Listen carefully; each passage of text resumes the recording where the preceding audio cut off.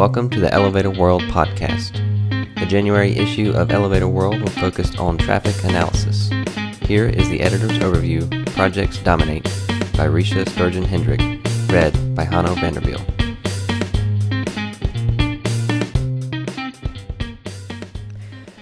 The winners of our 9 categories of the Elevator World Project of the Year literally span the globe, from North America to Europe, from Wales to Hong Kong, and on to the Middle East. Every year in August, we anticipate the submissions' arrivals as they come flying into the office in every kind of format. Some are even wrapped as gifts. The process of turning them around to go out to our judges is frantic. We are grateful to the hardworking judges from our technical advisory group who eagerly volunteer their time and expertise. It is clear from the scope of these works that construction had a good year in 2015 and is looking forward to a strong 2016. We lead off with the cover project, One World Observatory Skypods at One World Trade Center in New York City. It won the category of Elevators New Construction. Submitted by the Hetema Group, the pods are an integration of elevator and media. They provide a time-lapse experience, in addition to being the highest and fastest elevators in the Northwestern Hemisphere. From here we go to Wales, where LECS UK Limited Submission won the Inclined Elevators category with the EBBW Vale Inclined Lift. EBBW was a steelworks that closed and was cleaned and converted to a site for colleges, housing, and leisure activities. The Inclined Lift by Doppelmayr goes from the site to the city center 30 meters above. Then we move on to Hong Kong with Great Eagle Center, submitted by Jardine Schindler Group for the Elevators Modernization category. The modernization converted the elevators to use the port destination control system and reduced travel time by 10%. The winner of Escalators New Construction was submitted by ThyssenKrupp Southern Europe, Africa, and Middle East, CME, for Rome Subway Line C. This was a massive project of 50 escalators in 24 stations. Much of the project was underground and impinged on historical sites and artifacts that had to be preserved.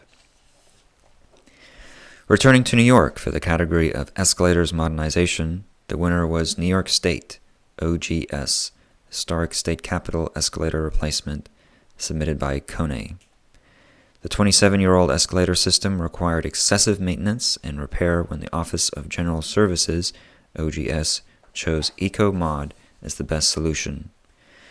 Kone worked within a tight time frame of 6 months when the state legislature was not in session. Also in New York, Handy Lift Incorporated submitted the platform lift at the Mitzi E. Newhouse Theater in Lincoln Center. This lift was put in place 20 years ago by the same team that modernized it this year in all glass and bronze like the original. Staying in North America, we go to Vancouver, Canada, where UT Elevator Incorporated installed a mitered glass elevator, which won the Private Residence Elevators category. The elevator has frameless sliding glass doors with a door operator underneath. Not only are the elevator and hoistway all glass, but the cab rises into a huge skylight. For the Special Purpose Lifts category, we move back to Europe for La Muela 2 hydroelectric power plant in Valencia, Spain. Submitted by ThyssenKrupp CME, the elevators are in an enormous cavern. One traction elevator rides in a 182.8 meter long shaft to the surface. ThyssenKrupp CME also won the Moving Walks category for the Prince Mohammed bin Abdulaziz International Airport in Medina, Saudi Arabia.